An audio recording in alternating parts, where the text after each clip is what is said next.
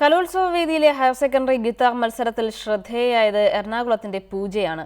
സാങ്കേതിക തികവും പരിചയസമ്പന്നതയും ഒത്തിണങ്ങുന്ന ഫ്ലൈമംഗോ ശൈലി ഉപയോഗിച്ചാണ് പൂജ ആസ്വാദകരുടെ മനം കവർന്നത്.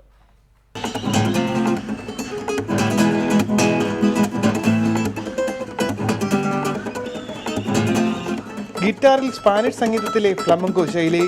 ഗിറ്റാറിസ്റ്റിന് പരിജ്ഞാനവും പരിശീലനവും ഏറെ വേണ്ട ഒന്നാണിത്. മത്സരത്തിനായി ഫ്ലമംഗോ ശൈലിയിലുള്ള ഒരു ഭാഗം അവതരിപ്പിക്കാൻ തീരുമാനിക്കുമ്പോൾ പൂജയ്ക്ക് ആശങ്കകളുണ്ടായിരുന്നു. പക്ഷേ കലോത്സവ വേദിയിൽ ആ ആശങ്കകൾ അസ്ഥാനത്തായി.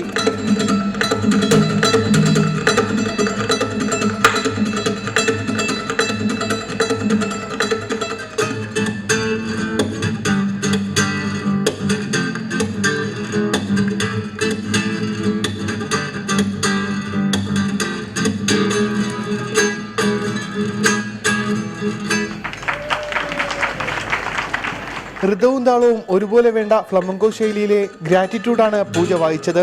ഫ്ലമിംഗോ സ്റ്റൈലാണ് ഞാൻ വായിക്കുന്നത്. ഫ്ലമിംഗോ എന്ന് പറഞ്ഞാൽ കുറച്ച് ടഫായിട്ടുള്ള സാധനമാണ്, പഠിക്കാൻ കുറച്ച് വിഷമമുണ്ട്. അതിന് നെയിൽസ് പ്രത്യേകിച്ച് വളർത്തണം.